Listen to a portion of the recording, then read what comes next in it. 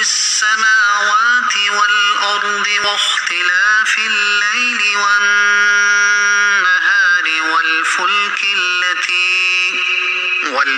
التي تجري في البحر بما ينفع الناس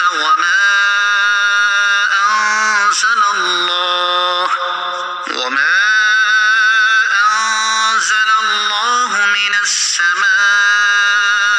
من ماء